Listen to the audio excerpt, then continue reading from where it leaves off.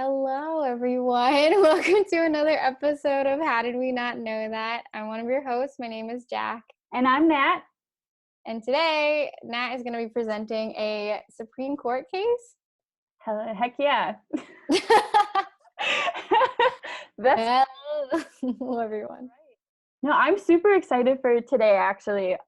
So before this, I was a bit nervous to do a Supreme Court case because I'm not really familiar with law terminology and jargon. But once I started doing my research, I realized Supreme Court cases are actually a lot more interesting than I initially thought. So today, I'm super excited to talk about it. I'm going to be talking about the history of the First Amendment and freedom of speech and its relation to the Espionage Act. So we're going to be talking about spies and treason and all that good stuff. Yeah, what's an espionage before you start? A fancy word for a spy. Oh, okay, yeah. Nice. Yeah, so we're going to be talking about spies today. I'm so excited. Okay, so I'm going to just dive right into it. So there once was a man, Jacob Abrams. So Jacob Abrams, he migrated from Russia to America in the year 1906. And so Jacob Abrams was a self-proclaimed revolutionist and an anarchist. And Abrams and four other immigrants wrote, printed, and distributed thousands of pamphlets in both English and Yiddish, actually. And these pamphlets, so they called for a general strike, appealing to workers in ammunition factories and asking them to stop production of weapons that could later be used against Russian revolutionaries. So side note, this is in the year 1918. So this is during World War I. So yeah, so basically they have these pamphlets and they're like, hey, like, please stop making the weapons that are being used to fight in World War I against the Russian army. And so these pamphlets also criticized President Woodrow Wilson for his role in World War I. And they were saying that he was a coward and also a hypocrite for sending troops to fight in Russia. And wait, can I ask this is like a little late, but what is Yiddish?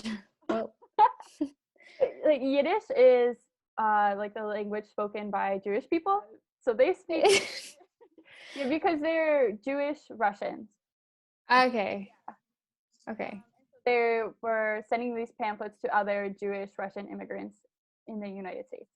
Okay. Within New York. Did I mention that? Yeah, I don't think I mentioned. So that's actually my next line in my notes. So August 23rd, 1918, so Abrams and these other Russian immigrants were arrested in New York City, and they were charged with violating the Espionage Act and sentenced to 20 years in prison. So you might be wondering, what is the Espionage Act?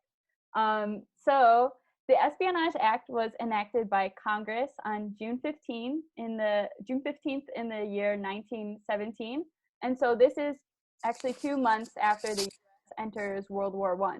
So just to refresh everyone's knowledge on World War I, so it lasted from 1914 to 1918, but the U.S. didn't enter the war until 1917.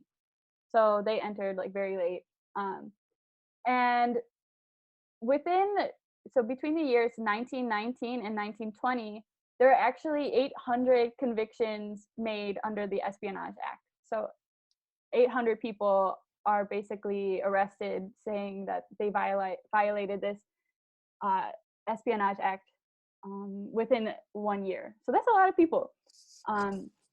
And so I'm going to read off basically what the Espionage Act says, just so we are all aware and we don't violate the Espionage Act.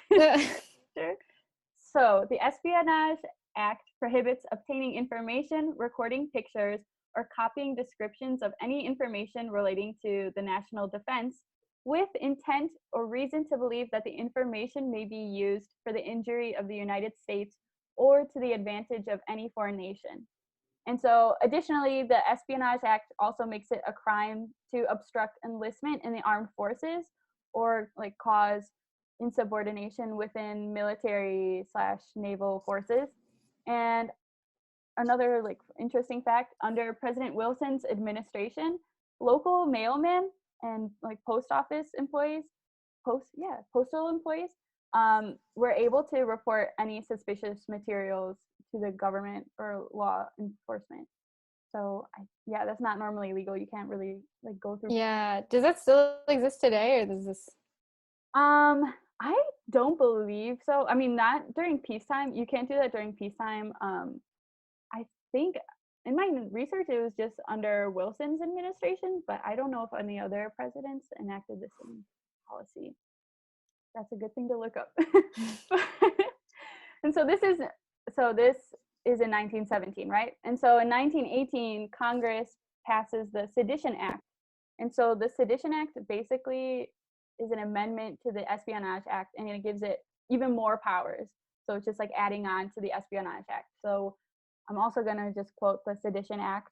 So it extends the Espionage Act to additionally make it a crime to willfully utter, print, write, or publish any disloyal, profane, scurrilous, which means like slander, or abusive language about the form of the government of the United States, or to willfully urge, incite, or advocate any curtailment of the production of the things necessary or essential to the prosecution of the war.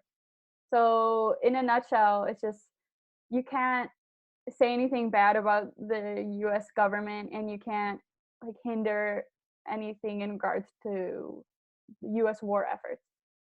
And so before I get back into Abrams' whole I guess charge violation of the Espionage Act, I want to kind of set the scene as to what America looked like during this time period, during World War One, because obviously this is the first World War, so very high tensions, stress. People are kind of pointing fingers at each other left and right, and because of this, there are several accounts of the suppression of free speech by federal government, state government, local government. So to go through a few of these examples. So Pittsburgh actually banned music by the German composer Ludwig van Beethoven during the war, because we were fighting against Germany. So you couldn't listen to Beethoven during World War One. And Los Angeles Board of Education prohibited all discussions of peace in schools. John White, who was a farmer from Ohio, was imprisoned for stating that soldiers in American camps were, quote, dying off like flies, unquote, and that the, quote, murder of innocent women and children by German soldiers was no worse than what the United States soldiers did in the Philippines, unquote. So Yikes. he got imprisoned for saying that. And wow. Wait, freedom of speech is our First Amendment right? Okay, so they're going to jail on like infringement. Okay. Yeah. So basically, under the First Amendment, it says we Americans have freedom of speech. We could say whatever we want, but there's a lot of like side notes and a lot of exceptions. During wartime, we'll see later on, but during wartime, there's a lot more restrictions on what we can and can't say. Yeah. And so additionally, a man in Minnesota was arrested under a state espionage law for criticizing women who were knitting socks for soldiers. And basically he said, no soldiers ever see these socks. And then because of that, he went to jail. And then finally, 27 farmers in South Dakota were convicted for sending a petition to the government objecting the military draft and calling the war a capitalist war. So as you can see, like, people are getting imprisoned left and right for the things they're saying. And so it's not, it's very high tension, and people are very nervous. And quick to throw people in jail.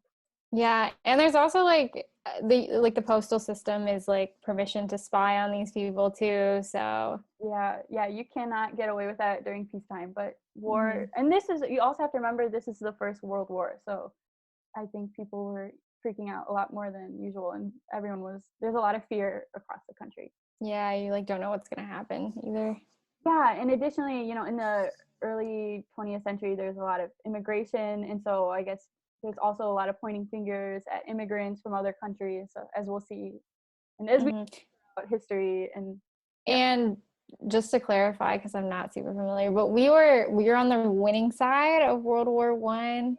Yeah. And World War II? Yeah. Yeah. Okay.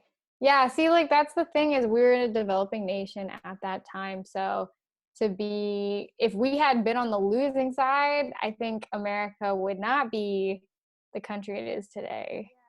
Actually, so there's actually a book written about this. It's called The Man in the High Castle by Philip K. Dick, and it's all about what happens if we lost World War II and Germany and Japan had won. So I just finished reading it a couple weeks ago. You should definitely check it out. I think Anna Okay. has a whole show on it now. So yeah, Okay. Yeah, I'll look it up. read. Let me know what you think. But but yeah, it's crazy. And so okay, so before I go into the details of Jacob Abrams, I have to give you even more background on the First Amendment, freedom of speech. So we have one of the most influential Supreme Court cases of all times during the year 1918. So right before Abrams, his trial goes to the Supreme Court, right? So this case is called Schenck versus the United States. I'm not sure if you've heard of it before. I think Never. AP US government politics. But yeah, so Schenck versus the United States. So Charles T. Schenck was the general secretary of the US Socialist Party. And so this party opposed the implementation of a military draft for World War I. And so they just printed and distributed 15,000 leaflets that encouraged men who were drafted to resist their military service. And on top of this, they were also advocating some more peaceful actions, such as petitioning for the repeal of the Conscription Act, which is like enlistment. And so Schenck is charged with violating the Espionage Act because he attempted to obstruct recruitment and cause insubordination in the military. So it's like a direct violation of the act, right? And so his case is taken to the Supreme Court, and in the Supreme Court, it is upholded through a unanimous vote. So also side note, we're gonna learn some law terminology today because I was super confused about this at first. So uphold basically means the Supreme Court agrees with whatever the court below it ruled. So they're like, yeah, they were right. So like in this case, Schenck goes to jail. And then if they overturn it, then that means they disagree with the ruling and they're like, nah, you're good to go. So just to clarify. So yeah, it's a unanimous vote too. So all the justices were like, nope, get him out of here. Basically, the Supreme Court argues that Schenck's actions presented enough danger that they had the right to prevent it. And this basically sets the precedent that during wartime, speech that was tolerable during peacetime can be punishable by law. So they're like, wartime is special and we have more powers than we would when we're not at war. Okay. That makes sense. Yeah. So the opinion, so after every like Supreme Court ruling, one of the justices has to write an opinion. Normally there are two, like it's the people who voted like, yes, I agree, and people who voted, no, I disagree. One from each side will write kind of the summary of what everyone was thinking at the time. So the opinion is written by Justice Oliver Wendell Holmes, Jr. Okay, Jr. So a quick background on him. So he was actually a Civil War veteran, and he had joined the Union Army in support of the abolition movement. So that was the North, and he was like, I'm against slavery, so I'm going to fight in the Civil War. So that's him. Be cool, dude. So the reason this case is so influential is because it created the clear and present danger criteria for the free speech. So I don't know if you've heard of that before. Like basically kind of like, oh, you can't shout fire. Oh, yeah. Okay. Yeah, so basically this test is used to determine whether words are used in order to create a clear and present danger that will bring about substantive evils that Congress has a right to prevent. And yeah, does that make sense? Yeah, it does. Okay, so Justice Holmes argues that even though these pamphlets like practically didn't have any effect in changing the minds of the readers, like they're just pamphlets, he said that it was about the intent of the crime. So Schenck's intent was to cause disruption and insubordination. And so Do you know what the pamphlets were saying? Like, yeah, they were basically like they were like, hey, if you got drafted into the military, just don't go, like, don't show. Oh, They're like, hey, we don't like that we are required to, like, we don't like this military draft, so let's all fight against it and let's not follow the rules. That's okay. what they were arguing. Yeah, so it was all about resisting military service. And so, yeah, so Justice Holmes is like, success alone doesn't warrant making the act a crime. So it's not about the success of it, it's about the intent. So that's important to keep in mind. Mm-hmm. So this is, so then this, a couple months after this case, right, there's another case of some guy violating the Espionage Act, because like left and right, people are getting convicted under the Espionage Act. So a couple months later, we have another Supreme Court ruling, and it's unanimous, upholding the conviction, so they agree. And then it's again written by Justice Holmes, the opinion. So this case is called Debs versus the United States. So Eugene V. Debs is a well-known public figure.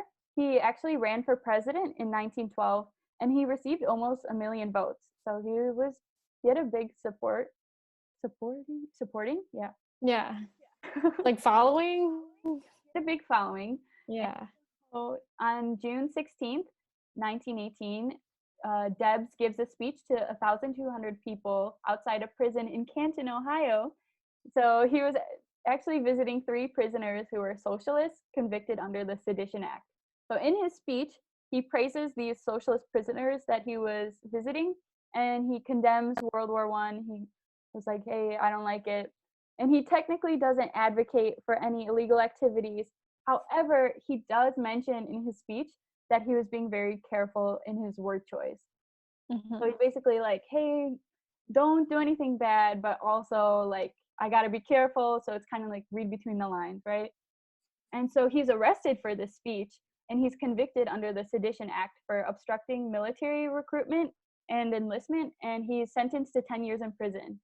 And so, like I said earlier, the Supreme Court voted unanimously to uphold his conviction. So they're like, yeah, send him to jail. And so Justice Holmes writes the opinion once again, and Holmes says Debs' warning in his speech meant that the audience was free to interpret an underlying message. And so that's kind of why they're like, yeah, we don't like this speech, so get him out of here. And so actually, Holmes would also later say that although he never questioned the correctness of his decision, he was unhappy that the federal government had chosen to prosecute Debs and send him to prison, and also that Holmes was the one chosen to write the opinion. So he was kind of like, yeah, like I think he violated this act, but maybe 10 years is a bit much. So yeah, so Justice Holmes is not happy that he has to write this opinion for the case. But don't feel too sad for Debs, because in 1920 he actually runs for president while he's in prison, and again he receives almost 1 million votes. And his sentence is later commuted by President Warren G. Harding in 1921. So then he's set. Wait, are you allowed to run for president while you're in prison?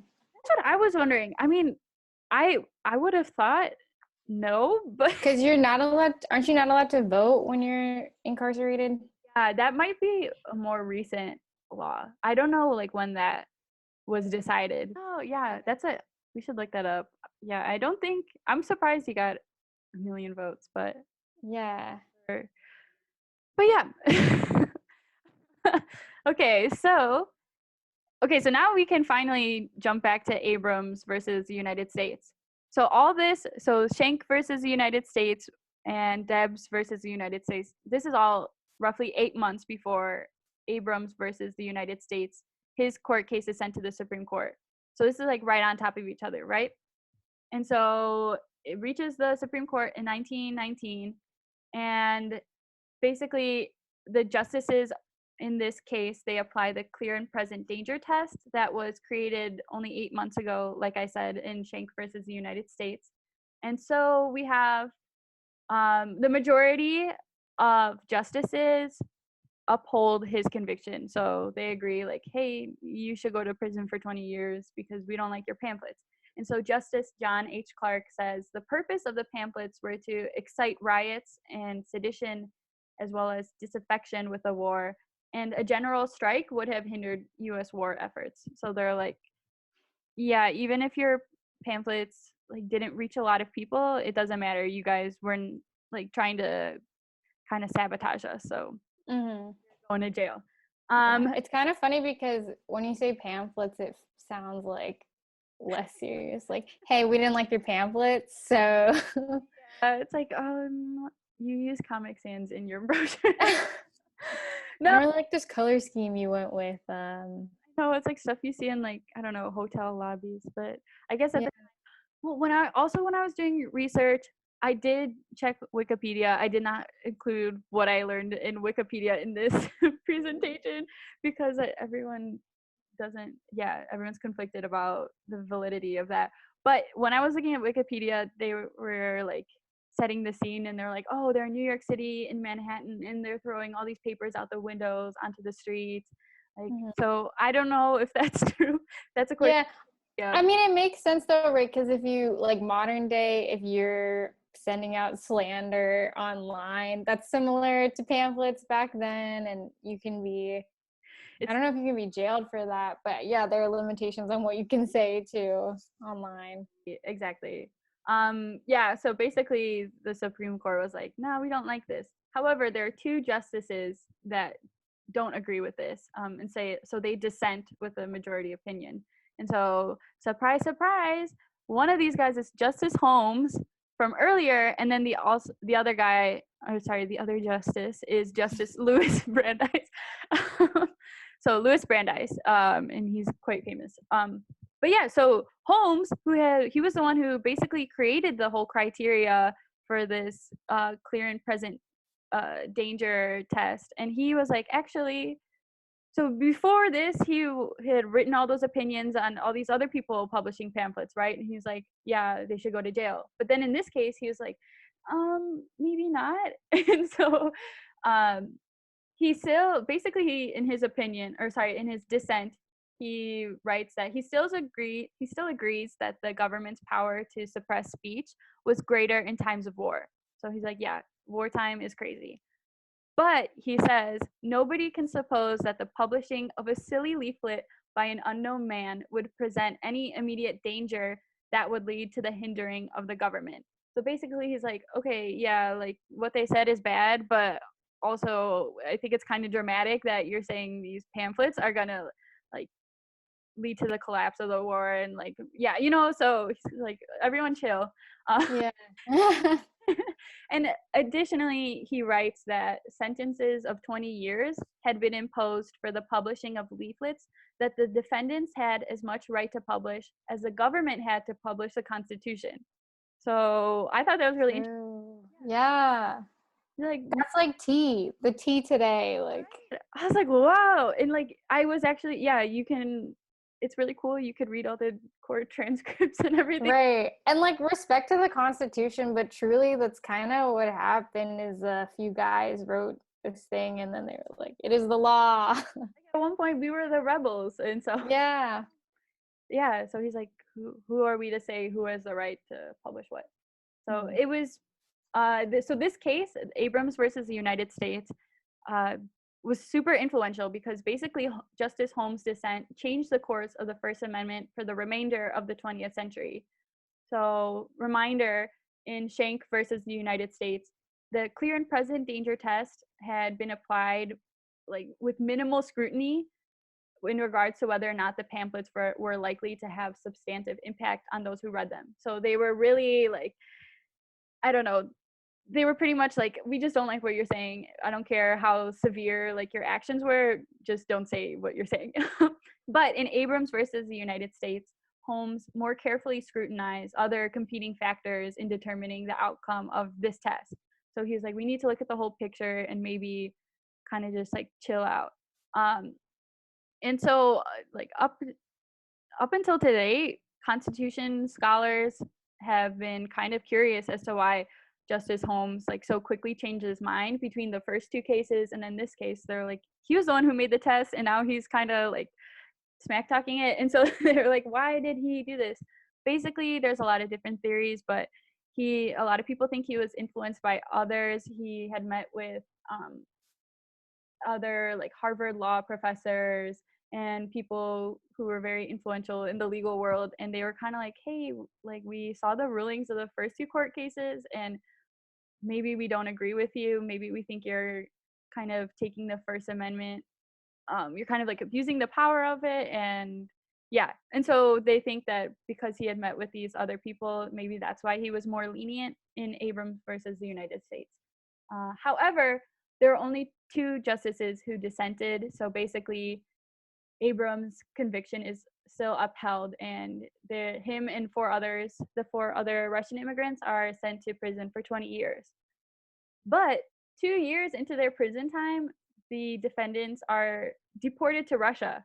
So the U.S. is like, okay, bye.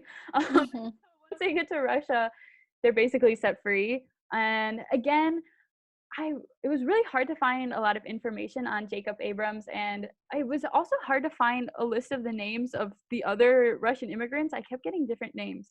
But according to some sites, Abrams actually moves to Mexico later in his life, and he spends the rest of his life in Mexico, and he dies there. So, and I think I believe I also read somewhere that one of the other defendants had actually died while in prison in the U.S. And so it's really kind of difficult to find information on them because I think it's a really old case. But yeah, and so basically that kind of sums up the history of the Espionage Act and why it was created, and then also kind of the controversies it had caused early on in its creation.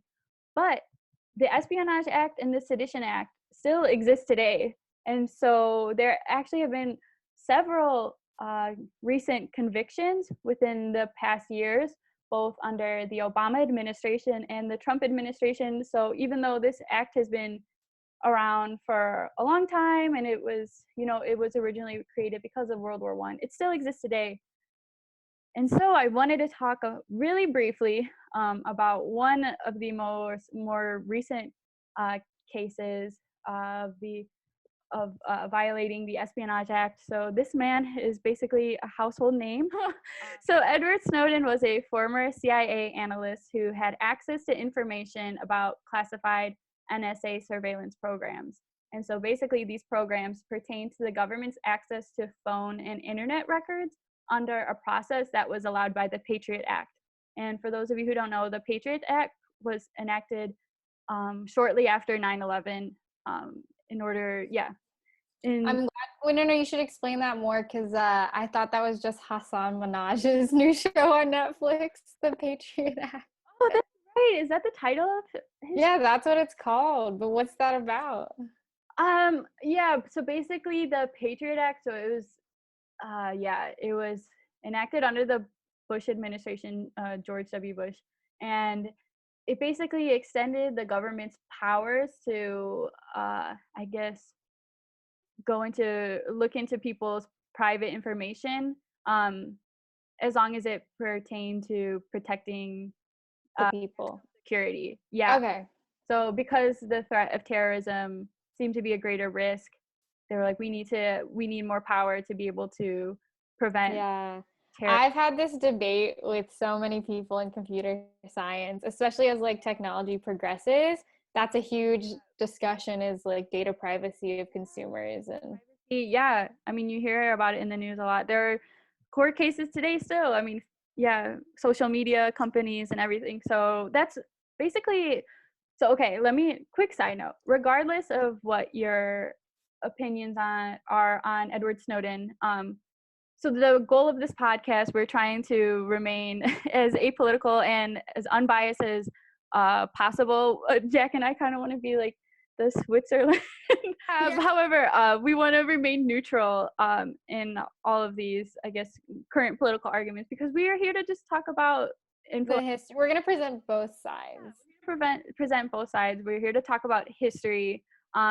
So regardless of what your opinion is on Edward Snowden, I just wanted to bring him up because I think it's really important when we look at history. So we're talking about the creation of the Espionage Act, but I think it's really important to see the lasting effects that these acts and these Supreme Court cases have on our country and how we can relate what we learned in history to the present time. So yeah, so we're talking about, World War I, Espionage Act, but there are still convictions being held today in times of peace and everything. So yeah, so I just wanted, that's why I bring it up, just to make the connection between the past and the present. So you can form your own opinions on his actions and everything.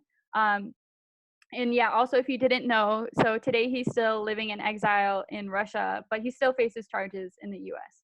Yeah. Do you want to give a brief overview of what he did for like people? Yeah, basically he leaked classified documents from the National Security Agency that kind of gave an overview of these surveillance programs that were extremely classified. Yeah, he believed that the government was infringing on people's privacy. You can come to whatever conclusion you would like, but yeah, basically he leaked these documents because the government had more access to phone and internet records than they did previously before the Patriot Act, and maybe not as many Americans knew about this. So that's why he chose to leak those documents. There's a lot of movies about him. I think there's one, Joseph Gordon-Levitt played him, I believe. Yeah, Perhaps. I did not watch the movie, but there's a ton of information about him there. And I also encourage listeners to research other recent convictions made under the Espionage Act in the past year, 2 years. So there have been a lot. I think it's really interesting to look at.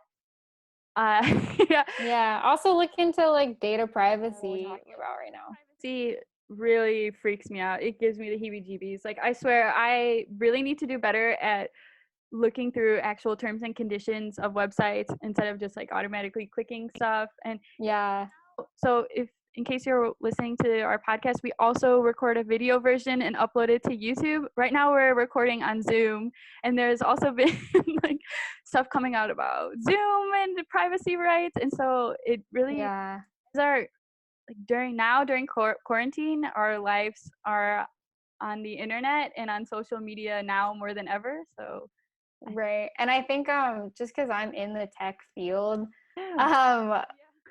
if you're not like aware, like social media gathers so much of your data, whether or not you knew that or not. So I think it's interesting because the government does gather data. I don't want to get like share my opinion too much, but the government collects our data, but also so does social media. So if you're uncomfortable with the amount of data the government has on you, just know that you like when you sign up for TikTok and you sign up for Instagram, like they're allowed to collect data on you too. And Facebook has more data on me than I like to admit. You do a quick Google search of yourself. It's crazy. You could find so much information. Be really careful of your digital footprint, especially. Right. It's really hard to avoid too, because especially with Internet of Things emerging, things just get more and more connected. There's theories with like Alexa overhearing you, and oh yeah, those are scary. I have an Alexa. I love my Alexa. If Alexa's listening to me, sorry, like I still like her. I still want to use her. Bezos, we are a friend, not a foe. But yeah. Side note.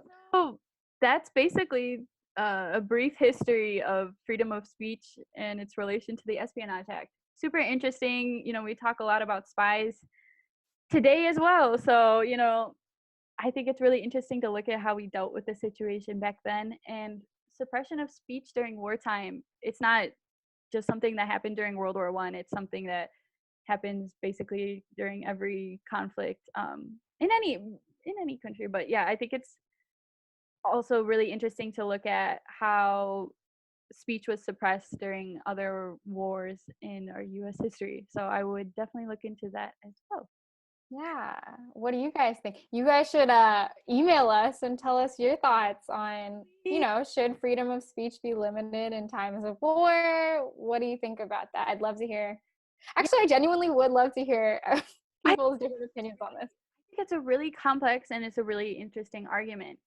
Especially, I don't know, World War I. I really can't imagine living what it must have been like to live during that period. Like the First World War it must have been really, really scary.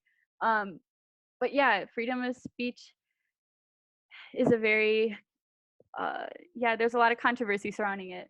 I think, yeah, I would love to hear what everyone thinks. Please send us an email at howdidwenotknow@gmail.com.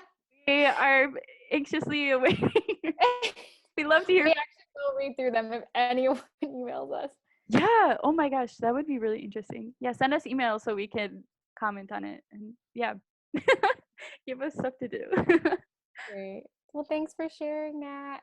Thanks for listening.